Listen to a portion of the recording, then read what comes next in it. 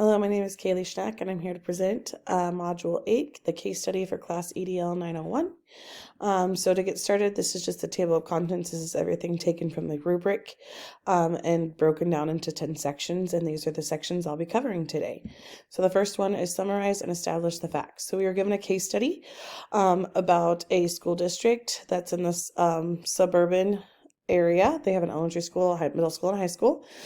They are currently looking at ways to integrate technology within the classroom, but keeping it within the cost of the budget for the district. They also want to raise the administrative presence on social media, so having them post throughout, share more things about what they do within the school. And then they want to make sure that there's support for all stakeholders in the plan. The current trend right now is to bring your own device that allows for 24/7 access to technology, and that's what we're currently presenting to the district. So along with that is the what and the facts. So the current district practices are just a laptop that teachers check in and out that is collected over breaks, so that way they can do cleanup viruses. The devices aren't at home or going home, so students aren't able to complete their assignments, so most of the time they are incompleted. The district does not have one-to-one devices either, but they do have students and staff that have smartphones and tablets that they own. They did mention in the case study that office referrals have been written up for distraction devices, which has also led to suspension within the district. The who is me. I'm the superintendent of schools. The administrative team, which is my 3 principals at my schools, at the schools, the students that are in my district, teachers and staff that are in my district, the Parents as Teachers Association, the PTA, they have written me a letter of their concern of going with bring your own device policy. The president of PTA, the Board of Education. So they are also making sure that whatever policy we're going is going to fit best within the realms of our goals and align with our vision. The parents, because of course they're the parents of the students, and they are going to have to look at how this will financially burden them or help them.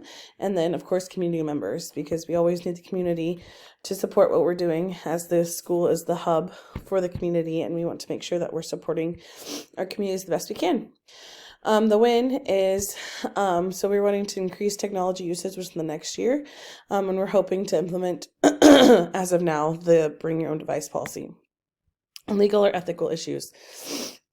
So bringing your own device policy for parents and teachers, it has the ethical and legal issues. There's nothing that's harmful yet, but it's definitely potential. The social media presence can not prevent, but inherit conflicts, and it can make those ethical issues. We also need to talk about the E-rate filter and making sure that it's meeting the requirements, because that is a legal document that's saying that we are doing that because students are minors, and we need to make sure that we're protecting them, especially when we're on the internet and things like that. And of course, confidentiality within emails and things. We don't need all of that getting filtered out or taken from us and, held for ransom and all that type of stuff. And then of course, data safety, which I just kind of talked about with the emails. We just want to make sure that we're protecting all of our security online the best we can. Synthesize. So the superintendent is to integrate technology within the district and is leading to using the bring your own device method as a starting place to an integration, while asking for a social media presence to be upheld by the administrator of each building. Synthesize the facts. So the people. So what do we know? We know that I'm the superintendent and I'm supposed to increase technology for the district. We know that teachers are bringing their own device. We also know that students are bringing their own devices. And we also want the administrators to be held accountable for a social media presence. And parents as teachers is questioning if they have to purchase all devices for students. What we don't know is the stakeholder stakeholder stance on bringing your own device. There was nothing that really talked about the community and how they are feeling. The only thing was the parents as teachers a letter that was sent to me. Place, what do we know? So I've been a suburban school that has a suburban district that has 3 schools within it. What we don't know is the infrastructure of the district with technology. We don't know if there's been an audit that's been done. We don't know how the switches, servers, and internet capabilities will be going. And those are some key things that would support my decision or guide my decision on what is the best option for the district. Program, what we know is that we're going to try to implement the bring your own device policy, that we do need an increase of technology, and that we want an administrative presence on social media. What we don't know is, again, the district infrastructure capabilities. We don't know the support about the policy of bringing your own device, and we don't know about like families with multiple students. How are we going to support them? Are we going to expect that they all bring devices? And that's a financial burden in itself for those families that have more than one student. Review prioritize the information. So could the bring your own device program be damaging to stakeholders or to the community, and will it be supportive? How will administration support the social media presence? Will they want to learn the process? How will it impact administration and the positions that are held within the district? So if my admin, want to shy away from that, are they going to get a group of followers, which is then going to, shock the culture and the climate within the school, within the district, within the community? Are their families able to provide for their students, especially if there's multiple students? Even if they're a teacher, if you have 3 children and you're a teacher, that's 4 different devices you have to provide for. So those are things to review and think about, as well as how will the devices that are brought to students uphold? So, are we all going to have the same updates? Or what if one does not update? What if one is never going to update because it's so out of date? Those types of things. And the appropriate software, how are those going to be installed? Are they going to be installed? And then what's the framework of discipline when there's 24/7 access to technology? Because we are giving the students the opportunity to have 24/7 doesn't mean that they need to be on 24/7. And then can the infrastructure in the district support the amount of devices that we will be increasing? We're not just talking about 10 new devices. We're talking about like 300 more devices. So can my district's infrastructure handle that amount of load within technology? I feel like the situation basically needs more information from me to make a decision based on what is given to me. So let's go through our options and consequences. I have developed 5 different options. I know it's a lot of options, but I just really, started thinking and honing in on like my district alone and how I would think that I would want to have as many options as possible and then find the most feasible. So option 1 is do nothing, keep the technology climate the same and use the same technology that is present. Option 2 is to demand an initiative of the bring your own device plan without any adjustments or suggestions from stakeholders, and just hold the administration to having a social media presence without support. Option 3 is to ignore the financial cost and a technology infrastructure audit, to just go ahead to a 1-to-1 and device for students and staff. Option 4 is to implement bring your own device policy, but then have a phase to go plan to go 1-to-1 within the district, and purchase those devices within the next few years.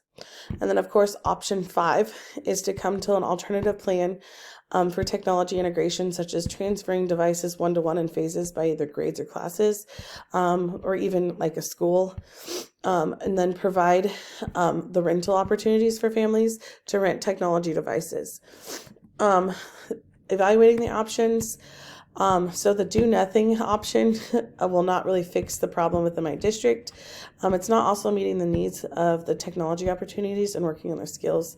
So the pros are that it could happen right away for staff and students who already have devices, and it's cost effective because it's not really costing me a lot as far as purchasing devices.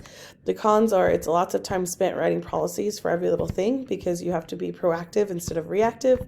Not everybody is getting reliable devices. The management and monitoring all devices would be challenging as well. Option 2 is just basically doing the hierarchy approach without feedback from stakeholders. It's getting an initiative started, which is a pro. However, however, it's also putting your administrative team at risk. I am solving the district issue with a quick fix that's cost effective and it looks good on social media, but my social media presence could also be led to negative conflict, and it's not what's best for the district. Option 3 is just going to put the district in a bind financially, and more training will be needed for the staff to do a rollout phase. So the pro is that the district could go one-to-one, and it could improve technology skills. However, I'd be putting my district in financial woe. The infrastructure may not be able to support the extra devices, and I'd also need to provide more training. And I didn't add this, but I don't think that I would have support of all stakeholders, especially if I put us in a financial bind.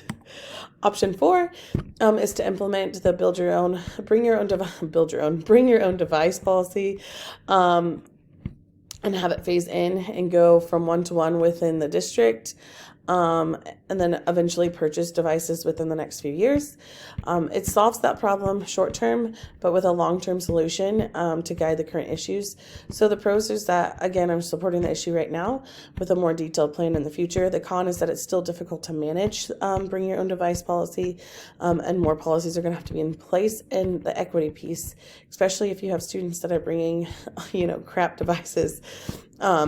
How are we going to support that? Yes, they have a device, but is it going to be beneficial?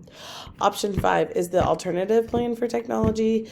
So I'm just looking at ways to phase technology in by small technology rollouts to eventually get the whole district one-to-one. And it's over a longer time frame, and it allows for rental opportunities for families that can't afford devices. So the pros are it's a smaller focus group. It allows for our servers and switches and internet to be fixed on a timeline basis instead of like right now, and it supports families. The cons are not all happening at once, and of course it's going to cost me more money. So then this is our best option. I'm going to choose option 5, basically because it's really supporting my parents and my students, because I like the rental plan piece for a device. It's allowing my district to also integrate at a slow rate, so that way my infrastructure can be addressed, but it's not a huge changes right away. And it's allowing the district to show that they're invested in technology and wanting to support students with technology. And there's a definite need, but it's also finding the way to fill the void. And not all students would start out with a device right away. It's basically going to the families that need it first, and then eventually phasing into classes or grade levels or what have you. Implementing the decision. So if I'm going to implement this, I of course need a technology committee team that has a variety of stakeholders. And let's see here. And then I want to have alternative ways to get devices in students' hands, and not have the families have that financial burden. I also wanted to do a technology infrastructure audit because I need to make sure that my district can handle whatever options we come up with as a technology committee, and I need to make sure that my bandwidth can support the use of all devices on the servers. So I want to meet with my committee, go over the results of the audit, and then develop and brainstorm some of the best ways to solve the problem that we have with the resources available. Then I'll meet with my admin team and discuss the social media needs, and then find a way to find common ground to provide meaningful training meaningful training opportunities for my administrators. But I also want to have the ongoing opportunities for them throughout the school year, because it's really hard sometimes when you get training at the beginning of the year or middle of the year, and then you're like, oh, I don't remember how to do that. Or just having that access is really helpful for any of the training with the social media. Then I want to present the options to the parents, the BOE, and the community members of the issue, the options and the best options. And I want to allow feedback from the stakeholders and develop a final plan to present to parents, the BOE, and the community members to fit the needs within the district. I need to be transparent when presenting the final plan and allow parent informational night, teacher trainings, student opportunities to learn new technology that's being presented. reflection. So basically, in my reflection, I think it's really important to communicate and collaborate. All stakeholders need to be involved. There needs to be feedback for success to happen and alignment within the district visions and goals. And we need it to be equitable